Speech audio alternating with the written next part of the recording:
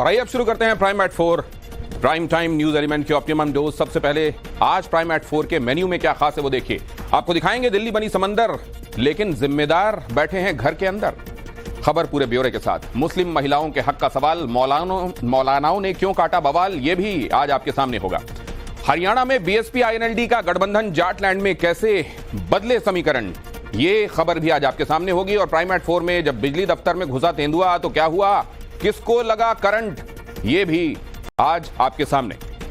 जमीयत उलेमा हिंद की बैठक होने वाली है। गुजारे भत्ते पर जो सुप्रीम कोर्ट का नया फैसला आया है उसको लेकर जमीयत ने यह बैठक बुलाई है। पुनर्विचार याचिका दाखिल करने पर विचार होगा। इसमें कल सुप्रीम कोर्ट ने ऐतिहासिक फैसला सुनाते हुए तलाकशुदा मुस्लिम महिलाओं को बड़ी राहत दी थी। सुप्रीम कोर्ट ने कहा था कि तलाकशुदा मुस्लिम महिलाओं को भी गुजारे भत्ते मिलने का अधिकार है। सुप्रीम कोर्ट ने कहा कि मुस्लिम तलाकशुदा महिलाओं को भी सीआरपीसी की धारा 125 के तहत गुजारा भत्ता मिलने के लिए अपने पति के खिलाफ याचिका दायर करने का अधिकार है। कोर्ट के इस फैसले को एक बड़ी नजीर माना जा रहा है और इसी फैसले को लेकर कुछ ही देर में जमीयत उलेमा हिंद की बैठक होने वाली है। इस्लाम में, शरीयत में पहले से ये कानून है और ये सिस्टम बना हुआ है कि जो भी शख्स अपनी बीवी को तलाक देता है तो उसको दैन महर तो देता है, 3 महीने का इद्दत का खर्च भी देता है।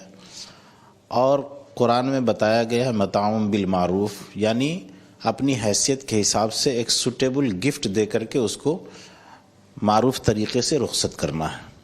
तो ये ऑलरेडी पहले से है। अलबत्ता ये जो मेंटेनेंस का जुमला जो है कि वो अपने शौहर से जब तक कि वो दूसरी शादी ना कर ले या जब तक वो हयात से है, जब तक मर न जाए, शौहर से मेंटेनेंस लेना, ये इस्लामिक शरिया के ख़िलाफ़ है। ये उसके कोर्ट के आदेशों को सभी पक्ष के लोगों को मानना चाहिए और मानने के साथ साथ उनका जो गुजारा भत्ता है, क्योंकि निरीह हैं, जब उनके पास कोई साधन नहीं रहता है तो एकमात्र गुजारा भत्ता ही है। क्योंकि उनको जो तलाक हो जाता है या किसी कारणवश उनको पति से अलग हो जाती हैं तो समस्या रहता है। उस समस्या का समाधान कोर्ट ने कर दिया है। अब सभी महिलाओं को जो जिस रूप में, चाहे हिंदू की हों चाहे मुसलमान की हों, सभी को यह गुजारा भत्ता मिलना चाहिए, जिसका कोर्ट के आदेश है। इसके लिए कोर्ट को धन्यवाद देता हूँ। इस देश का संविधान शरीयत की तुलना में श्रेष्ठ है और समता के आधार पर हर महिला को जो है वो मेंटेनेंस मिलना चाहिए। शाहबानों के मामले में भी एक ज़माने में सुप्रीम कोर्ट के विद्वान न्यायाधीशों ने यही निर्णय दिया था, लेकिन तत्कालीन राजीव गांधी की सरकार ने संविधान पर शरीयत को लादने का दुष्कर्म किया था। आज आदरणीय नरेंद्र मोदी जी की सरकार होने के नाते महिलाओं को, विशेष करके मुस्लिम महिलाओं को, शरीयत के शरारत से बचना निश्चित है और सुप्रीम कोर्ट के इस निर्णय के कारण तमाम तलाक पीड़ित महिलाओं को न्याय मिलेगा। ये फैसला ऐतिहासिक है और तमाम मुस्लिम महिलाओं के लिए एक राहत की एक गहरी सांस है। आप सोचिए, ये फैसले के तहत अब कोई भी तलाकशुदा मुस्लिम महिला गुजारा भत्ता के लिए बाकायदा जो सीआरपीसी की धारा 125 है उसके तहत वो मेंटेनेंस अलाउंस की मांग कर सकती है, जिसकी पूर्ति अनिवार्य होगी। यानी कि जो हक हर एक महिला को देश के संविधान ने दिए हैं, वही सारे हक, वही सारे प्रावधान का इस्तेमाल वो तलाकशुदा महिला भी कर सकती है। बहुत जल्दी से आपको ग्राफिक्स के जरिए बताते हैं कि सुप्रीम कोर्ट ने कल तलाकशुदा मुस्लिम महिलाओं के हक में क्या फैसला दिया था और महिलाएं अब आगे क्या क्या कदम उठा सकती हैं। सीआरपीसी की धारा जिसका जिक्र हो रहा है 125 में मुस्लिम महिलाएं गुजारा भत्ता की हकदार हैं। पुराने कानून में तलाक के बाद 90 दिनों तक ही गुजारा भत्ता दिए जाने का प्रावधान था, मतलब इद्दत की अवधि तक। राजीव सरकार ने शाहबानो मामले में सुप्रीम कोर्ट के फैसले को पलटा था। अब सीआरपीसी की धारा 125 सभी विवाहित महिलाओं पर लागू हो रही। मुस्लिम महिलाएं गुजारा भत्ता की याचिका दायर कर सकती हैं। जस्टिस बीवी नागरत्ना और ऑगस्टीन जॉर्ज मसीह ने यह फैसला दिया। देश में धर्मनिरपेक्ष प्रावधान ही लागू होंगे। सुप्रीम कोर्ट ने इस बात को भी रेखांकित किया, क्योंकि इस बात पर अक्सर जोर दिया जाता है कि इस तरह के मामलों में, पर्सनल मामलों में, पर्सनल लॉज को ही रोल प्ले करना चाहिए। अब बारिश, बाढ़ और लाचारी की खबर दिल्ली से। दिल्ली के मुनक नहर के टूटने से हड़कंप का माहौल है। बावाना के साथ जेजे कॉलोनी में भी पानी दाखिल हो रहा है। आसपास के इलाकों में कई फीट गहरा जल भरा हो गया। ये देखिए आप, मुनक नहर में परेशानी की वजह से यूं वाटर लॉगिंग हुई है एक बड़े हिस्से में। बबाना इंडस्ट्रियल एरिया के पास बीती रात को मुनक नहर टूट गई, जिसकी वजह से पास ही में मौजूद जेजे कॉलोनी में भी जल भराव शुरू हो गया और लोग पानी से खुद को बचाने की जद्दोजहद में जुट गए हैं। बड़ी तस्वीरों में आपको ये दिखाता हूं प्राइम एट 4 में। देखिए जरा ये जेजे कॉलोनी में किस तरीके से ड्रोन से ली गई इन एरियल तस्वीरों में आपको दिखाई दे रहा है। पूरा ऐसा लग रहा है जैसे नदी के बीच में ये बस्ती बसा दी गई हो, और ये हुआ है क्योंकि बीती रात मुनक नहर में एक जगह से दरकाव हुआ। ये देखिए आप जरा कैसे पूरा का पूरा इलाका ये पानी से भरा हुआ है। बबाना की तस्वीरें हैं ये। जेजे कॉलोनी हो या आसपास का इलाका, देखिए किस तरीके से पानी से भर गया है। हालांकि बच्चों को इसमें भी खेलने का बहाना मिल गया है, लेकिन लोगों के लिए ये खासी परेशानी का विषय भी है। बबाना जेजे कॉलोनी, यहां पर आप वो तस्वीरें देख रहे हैं और खासतौर से यहां देखिए जो बीचों बीच आपको तस्वीर दिखाई दे रही है, वो ये बताने के लिए काफी कि पानी यहां कितने वेग के साथ पहुंचा है और यहां के लोगों के लिए कितनी परेशानी लेकर आया है। बबाना जेजे कॉलोनी में रहता हूँ और ये क्या कहते हैं आपका नहर जो है फूट चुकी है, काफी पानी रुकने का नाम नहीं ले रहा है। अच्छा, कब हुआ ये रात के 1 बजे से 12 साढ़े 12 के बीच में हुआ है ये सारे काम। प्रशासन आई थी? हाँ, एकदम कोई भी नहीं आया, रात में कोई नहीं आया, दिन में आया है। जो है नहर अभी तक बंद नहीं हुई है, पानी कॉलोनी के अंदर भर फूट जा रहा है।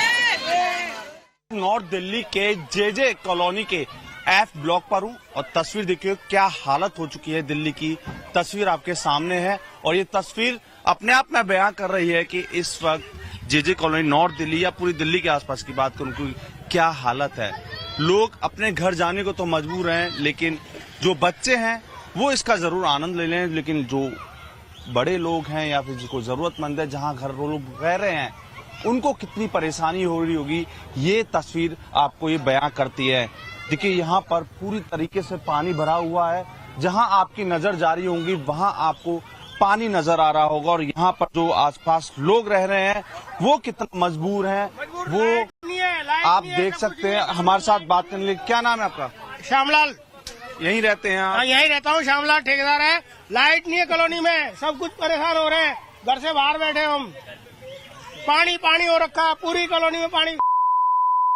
कोई प्रशासन वाला कोई नहीं आया। अच्छा, ये बताइए कि प्रशासन कोई नहीं आया, जल बोर्ड की तरफ से या फिर कोई नहीं आया। एनडीआरएफ आई जो भी चलेगी, एनडीआरएफ आई वो भी चलेगी, यहाँ से मुड़ के वापिस चलेगी, कोई नहीं यहाँ पे। मतलब मदद के लिए अभी कोई नहीं आया। वजह क्या, इतना पानी कैसे भर गया? पानी नहर टूटी हुई है, कम से कम 25 फुट पूरी नहर टूटी हुई है। 25 फुट हम देख के आए, नहर पूरी टूटी है, पूरी नहर का पानी कॉलोनी में आ रहा है। और नहर का पानी का भी बंदोबस्त बंद कर रही है? कुछ नहीं हुआ है, कुछ नहीं है। ओनली मिट्टी डाल रहे हैं, जेसीबी लगी हुई है, कुछ नहीं हो रहा है। पानी रोक पीछे है पानी, नहर का पानी बंद नहीं हो रहा है। क्या कहना चाह रहे हो आप? को निकलवाओ पानी को, और क्या परेशानी हो रही है काफी ज्यादा, आने जाने में परेशानी हो रही है। नहर का पानी अभी तक बंद नहीं हुआ। तो देखिए यहाँ पर लोग हैं, एफ ब्लॉक के हैं, जेजे कॉलोनी है, इतना परेशान है कि घर के ना अंदर जा पा रहे हैं ना बाहर। तस्वीर बयां कर रही है। यही नहीं, मैं अपने कैमरामैन गौरव से कहूंगा, गौरव जरा कैमरे को पैन करके दिखाई। ये देखिए, ये वो पूरा एरिया आप देखिए यहाँ पर किस तरीके से पानी भरा हुआ है। और देश के 20 राज्यों में मूसलाधार बारिश का अलर्ट है। 20 राज्यों में, यूपी के 40 जिलों में भारी बारिश का अलर्ट है। लखनऊ में अगले 3 दिनों तक भारी बारिश होगी। मेट डिपार्टमेंट ने यह भी कहा है मूसलाधार बारिश के साथ वज्रपात की, मतलब बिजली गिरने की भी चेतावनी दी गई है। देश के कई राज्यों में आफत की बारिश हो रही है। जुलाई का महीना हाहाकार बना हुआ है। जीवन देने वाली बारिश की बूंदें मूसलाधार मुसीबत बनकर गिर रही हैं। खासतौर से उत्तर प्रदेश में मानसून जानलेवा हो गया है। नेपाल से आने वाली नदियों ने ऐसा रौद्र रूप ले लिया है कि दर्जन भर जिले भारी आपदा से गुजर रहे हैं। मैदानों की स्थिति तो गंभीर है ही, पहाड़ों में भी कुदरत का क्रोध दिखाई दे रहा है। और अब मैं आपको जरा ये तस्वीरें दिखाता हूं। ये तस्वीरें देखिए और आपको अंदाजा हो जाएगा।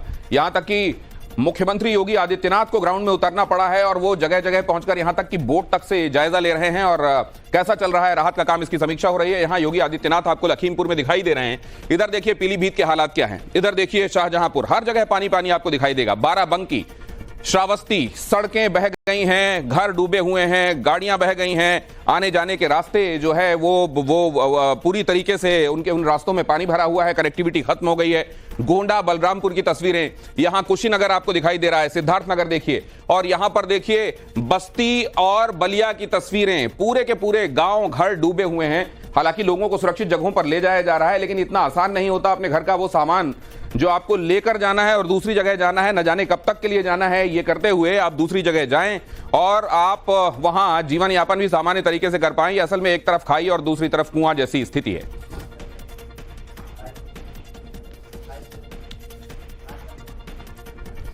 लखीमपुर, जो मैंने आपको बताया, भारी बारिश से लोगों पर सीधा असर हुआ है। शहर से लेकर गांव तक पानी का जोरदार प्रहार है। कई हिस्से पानी में डूबे हुए हैं, लोगों का रेस्क्यू जारी है। कई गांव पानी में डूब गए हैं, लोगों को बचाने की जद्दोजहद भी चल रही है। हाल ये है कि सड़कें तो गायब हैं ही, किसी के पास नाव को छोड़कर कहीं भी आने जाने का सहारा भी खत्म है। लोग घर बार छोड़ने के लिए भी मजबूर हो गए हैं।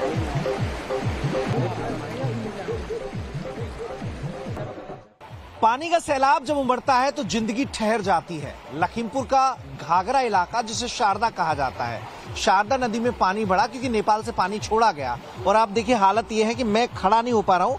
आगे जहां पर खड़ा हूँ वो सड़क है, आपको सड़क दूर दूर तक नजर नहीं आएगी क्योंकि दोनों तरफ से पुल के ऊपर से नदी बह रही है। और इससे जो उस पार के गाँव हैं वो पूरे पानी की चपेट में आ गए हैं।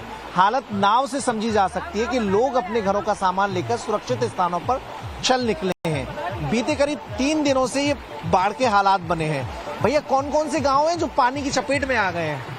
क्यों जी, कौन कौन से गांव हैं जो पानी की चपेट में आ गए हैं? गांव यहाँ बुलबुलिया है, एक मिलपुरवा है। अच्छा। और इधर तो कहाँ तक पानी आ गया है? पानी यहाँ बुलबुलिया तक आ गया है और उधर और कई सारे गांव है वहाँ तक आ गया। गाँव के लोगों के लिए कहीं इंतजाम किया है प्रशासन ने? हाँ, प्रशासन इंतजाम कर रहे हैं, अभी तक तो नहीं किया है कोई। देखिए, प्रशासन इंतजाम कर रहा है, लेकिन लोग अपने घरों का सामान लेकर नाव पर रखकर बाहर निकल रहे हैं क्योंकि कांटेक्ट टूट गया है। कोई संपर्क नहीं है अब गांव के साथ। नाव के जरिए ही संपर्क बनाने की कोशिश की जा रही है। कल तक इस सड़क पर ट्रैक्टर से बाहर जा सकते थे, उस पार पहुंच सकते थे, लेकिन अब ट्रैक्टर को भी यहाँ पर जो आवागमन है वो भी बंद हो गया है।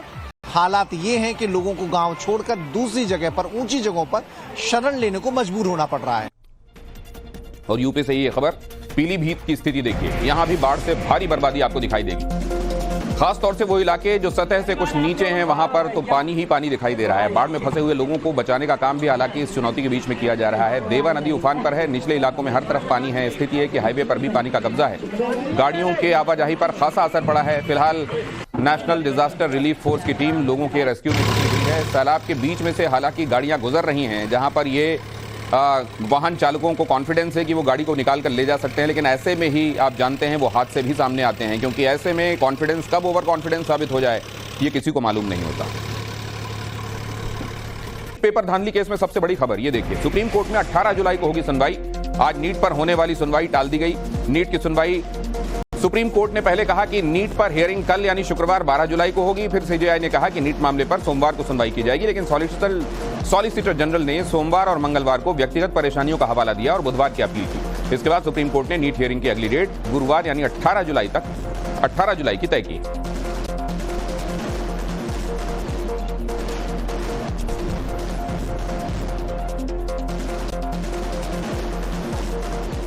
हरियाणा विधानसभा चुनाव के लिए आईएनएलडी और बीएसपी में गठबंधन हो गया है। इंडियन नेशनल लोकदल 53 सीटों पर चुनाव लड़ेगी। बहुजन समाज पार्टी 37 सीटों पर चुनाव लड़ने वाली। आईएनएलडी बीएसपी गठबंधन के नेता अभय चौटाला होंगे। हरियाणा में लोकसभा चुनाव में एक भी सीट नहीं जीत पाने वाली इंडियन नेशनल लोकदल ने विधानसभा चुनावों के लिए तैयारियां शुरू कर दी हैं।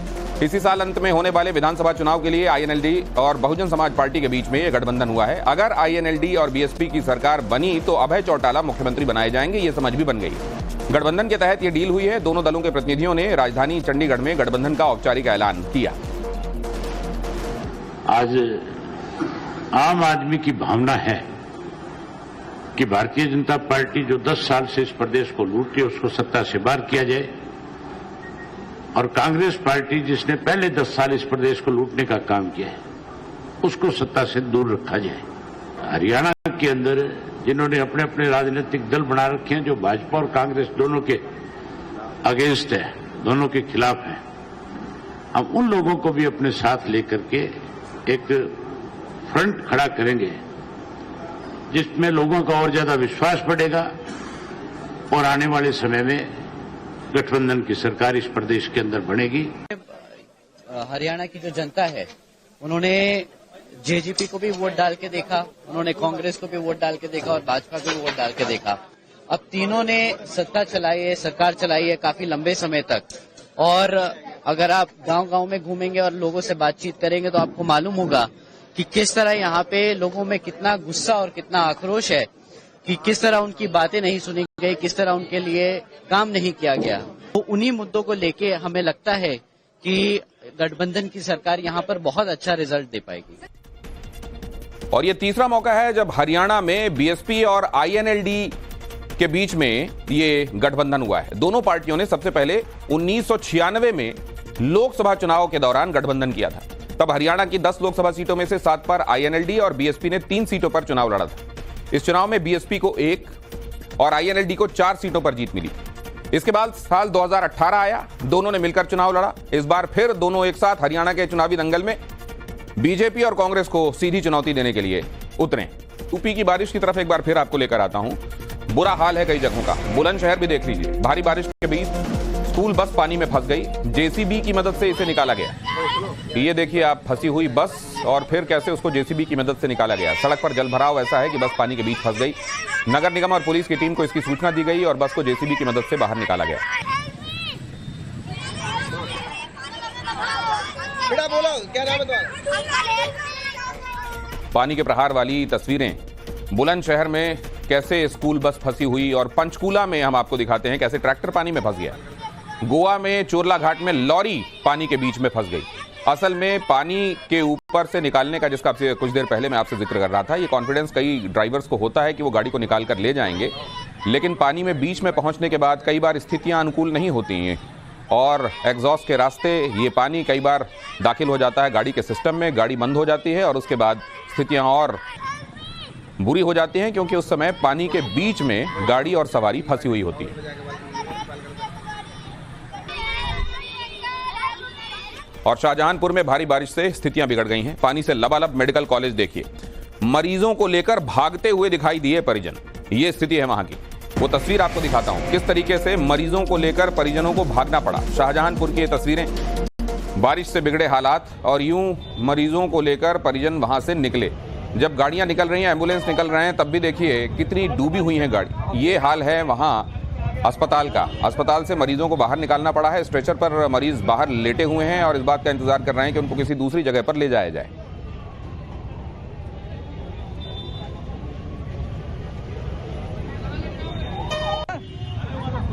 पानी चल रहा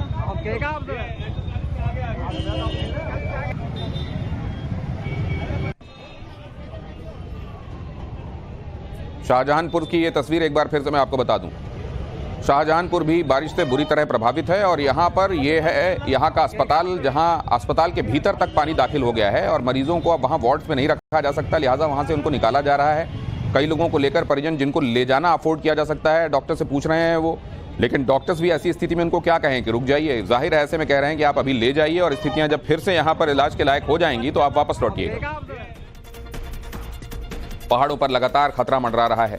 हिमाचल से भी तबाही की तस्वीरें सामने आई हैं। पहाड़ों से हाईवे पर गिरी बड़ी बड़ी चट्टानें आपको दिखाता हूं। लैंडस्लाइड का ये खौफनाक वीडियो सामने आया है। तस्वीर हिमाचल के चंबा की है। हाईवे पर अचानक पहाड़ का बड़ा हिस्सा आ गिरा। उस समय वहां से गुजरने वाले लोग दहशत में आ गए। शुक्र इस बात का कि यहाँ इस मलबे के नीचे कोई गाड़ी या कोई व्यक्ति नहीं फंसा और इस तरीके से कोई जनहानि नहीं हुई। उत्तराखंड से बीते 3 दिनों से जो तस्वीरें आ रही हैं वो डराने वाली। बारिश के महीने में पहाड़ का रुख करने वाले सैलानी खौफ में हैं। ये देखिए वहां की तस्वीरें, 8, 9 और 10 जुलाई की ये तस्वीरें। पहले पिथौरागढ़, फिर जोशीमठ और फिर उसके बाद चमोली में लैंडस्लाइड की तस्वीरें। मैं आपको ये तस्वीरें कल दिखा चुका हूं, लेकिन एक बार फिर से इसलिए दिखा रहा हूं कि हिमाचल में चंबा में जो कुछ हुआ वो यहां भी उत्तराखंड में लगातार हो रहा है। और पहाड़ों पर जाने वाले लोग इस बात को दिमाग में रखकर ही निकलें कि अभी पहाड़ों में जाना, उसके साथ ये जोखिम शामिल है। कहीं पहाड़ टूट रहे हैं तो कहीं आफत की बारिश हो रही है। इस बीच मौसम विभाग ने अगले 3 दिनों तक बारिश का अलर्ट जारी किया है। मौसम विभाग किन राज्यों में किस तरह का अलर्ट साउंड कर रहा है वो आपको बता देता हूं। रेड, ऑरेंज और येलो अलर्ट कहां कहां कौन सा अलर्ट जारी किया गया है जरा जल्दी से देख लीजिए और सतर्कता बरतिए। रेड अलर्ट कहां कहां है? अरुणाचल प्रदेश, मतलब ये ज्यादा बारिश वाले इलाके हैं। अरुणाचल प्रदेश, सिक्किम और पश्चिम बंगाल, यहां बहुत भारी बारिश हो सकती है। इन जगहों को आप हाईलाइटेड देख रहे हैं इस समय मैप में, ये जगहें ज्यादा बारिश वाली जगह हैं। ऑरेंज अलर्ट मतलब कदरन कम, रेड से कम, यहां खतरा है लेकिन उतना नहीं है जितना रेड अलर्ट वाली जगहों पर है। यहां ये जो जगह हैं इसमें उत्तर प्रदेश शामिल है, बिहार शामिल है, असम है, मेघालय और गोवा, यहां भी बारिश हो सकती है और लोगों को बहुत सावधानी की आवश्यकता है। इसके बाद तीसरे नंबर का सबसे कम जोखिम जहां है लेकिन जोखिम है वो जगहें हैं जम्मू कश्मीर, हिमाचल प्रदेश, उत्तराखंड, राजस्थान, गुजरात, मध्य प्रदेश, महाराष्ट्र, ओडिशा और कर्नाटक।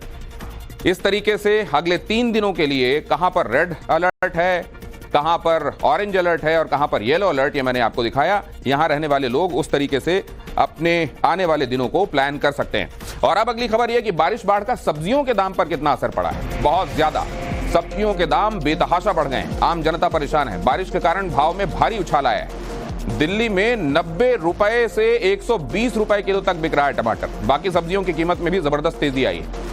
आलू, प्याज, टमाटर, हरी सब्जियां सब इस समय आसमान छू रहे हैं।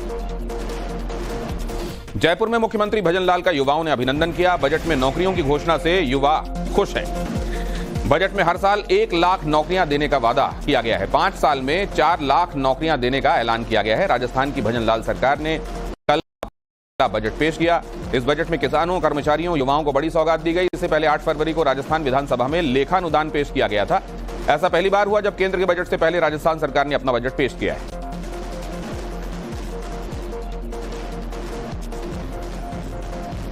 भारतीय जनता पार्टी ने अरविंद केजरीवाल का फिर से इस्तीफा मांगा है।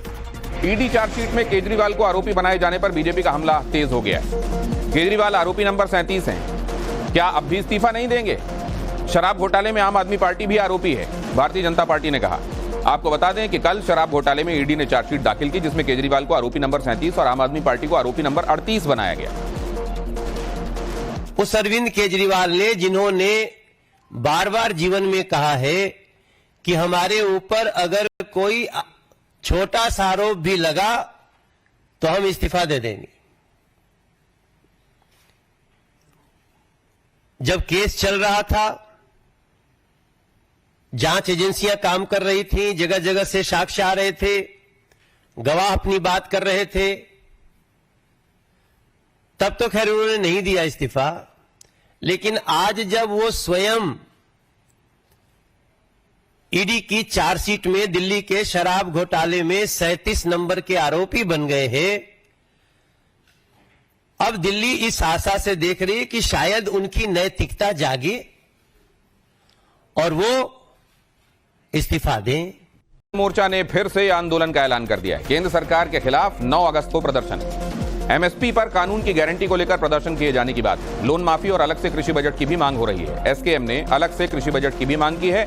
संयुक्त किसान मोर्चा प्रधानमंत्री मोदी को ज्ञापन सौंपेगा।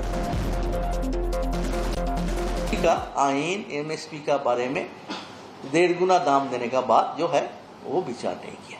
तो इस परिस्थिति में हमारा सामने आंदोलन करने का सिवा हमारा सामने और कोई रास्ता नहीं है। कल आंदोलन के लिए यूनानिमसली हम फैसला किया है और अगले 3-4 महीना में स्टेप बाय स्टेप हम आंदोलन को आगे बढ़ाएंगे और सरकार पर दबाव डालेंगे। ऑल इंडिया लेवल पे मूवमेंट को साकार करने का फैसला कल हुआ है। दिखाऊंगा सीएम योगी पर अखिलेश यादव का लेटेस्ट अटैक, लेकिन उससे पहले देखिए देश की टॉप पॉलिटिकल खबरें। प्रधानमंत्री मोदी ने 23 जुलाई को पेश होने वाले केंद्रीय बजट से पहले आज अर्थशास्त्रियों के साथ बैठक की। इस दौरान केंद्रीय वित्त मंत्री निर्मला सीतारमण भी मौजूद रहीं। आपको बता दें कि वित्त मंत्री निर्मला सीतारमण 23 जुलाई को मोदी सरकार के तीसरे कार्यकाल का पहला आम बजट पेश करेंगी। इस बार आम बजट में उद्योग के साथ मध्य और निम्न मध्य वर्ग को बड़ी राहत मिलने की संभावना जताई जा रही है। दिल्ली के मुख्यमंत्री अरविंद केजरीवाल द्वारा ईडी के समन की वैधता को चुनौती देने वाली याचिका पर दिल्ली हाईकोर्ट में कल सुनवाई होगी। पिछली सुनवाई में दिल्ली हाईकोर्ट ने केजरीवाल को गिरफ्तारी से संरक्षण देने से मना कर दिया था, जिसके बाद केजरीवाल को ईडी ने गिरफ्तार कर लिया था। मुख्यमंत्री और जेडीयू के अध्यक्ष नीतीश कुमार ने मनीष वर्मा को बड़ी जिम्मेदारी देते हुए राष्ट्रीय महासचिव बनाया है। पूर्व आईएएस मनीष वर्मा को संगठन की जिम्मेदारी सौंपी गई है। मनीष वर्मा के नाम की चर्चा सीएम नीतीश कुमार के उत्तराधिकारी के तौर पर भी होती रही है। मनीष वर्मा को मिली नई जिम्मेदारी के बाद अब ये चर्चा और तेज हो गई है। क्या जेडीयू में नीतीश कुमार के बाद मनीष ही नंबर 2 होंगे? यूपी की सियासत में एक बार फिर से गर्मी दिखाई दे रही है। सीएम योगी के भगवा वस्त्र पर अखिलेश यादव का तंज सामने आया है। कुछ कपड़े झूठ बोलने की इजाजत नहीं देते, अखिलेश यादव ने कहा। सीएम योगी पर अखिलेश यादव ने साधा निशाना। सीएम ने कहा था कि सपा सरकार में चाचा भतीजे भर्ती के दौरान वसूली करते थे। इसी के पलटवार में अखिलेश का स्टेटमेंट सुनने को मिला है। लेकिन 2017 के पहले क्या होता था? ये जो भर्ती आधे लेखपालों के पद खाली पड़े हुए क्यों पड़े हुए थे? क्योंकि भर्ती नहीं होती थी। भर्ती की प्रक्रिया में तमाम होल थे।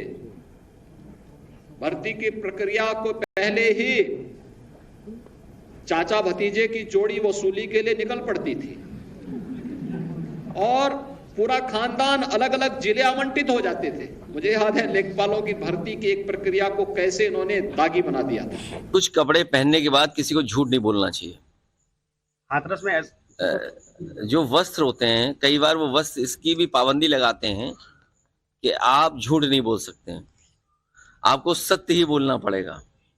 तो कम से कम अगर वो खुद नहीं बोल सकते हैं तो उन कपड़ों का ख्याल रखें जो उन्होंने वस्त्र धारण किए हैं।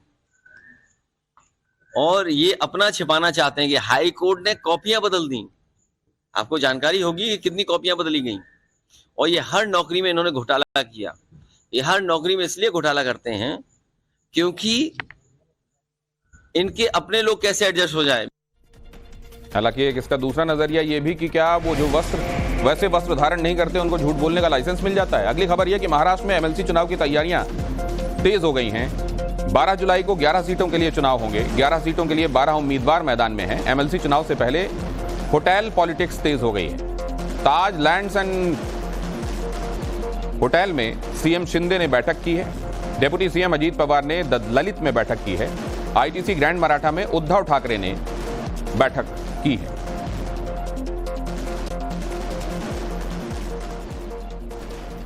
इस मामले को और अच्छे से आपको समझाता हूं। महाराष्ट्र में 12 जुलाई को एमएलसी का चुनाव है। इसके लिए बीजेपी की तरफ से 5 उम्मीदवार उतारे गए हैं। शिवसेना शिंदे गुट की तरफ से 2 उम्मीदवार, एनसीपी अजीत पवार गुट की तरफ से भी 2 उम्मीदवार मैदान में। कुल उम्मीदवार 9 हैं। वहीं अगर इंडिया अलायंस की बात करें तो शिवसेना उद्धव गुट की तरफ से 1 उम्मीदवार, कांग्रेस की तरफ से 1 उम्मीदवार और एनसीपी शरद पवार गुट की तरफ से 1 उम्मीदवार मैदान में है। यानी इंडी गठबंधन की तरफ से कुल मिलाकर 3 उम्मीदवार मैदान में है। कुल जमा अगर आप कर दें तो 9 और 3 12 उम्मीदवार दावेदारी कर रहे हैं, जबकि 11 सीटों पर ही ये एमएलसी का चुनाव है। कठुआ आतंकी हमले के बाद अमरनाथ यात्रा की सुरक्षा और बढ़ा दी गई है। श्रीनगर के बेस कैंप में स्पेशल डॉग स्क्वाड डिप्यूट किया गया है। अमरनाथ यात्रा रूट पर स्पेशल कमांडोज तैनात किए गए हैं। घाटी के कई इलाकों में भी अलर्ट पर हैं सुरक्षा बल। और अब बहुत जल्दी से आपको दिखाता हूं इस समय के क्विक अपडेट्स।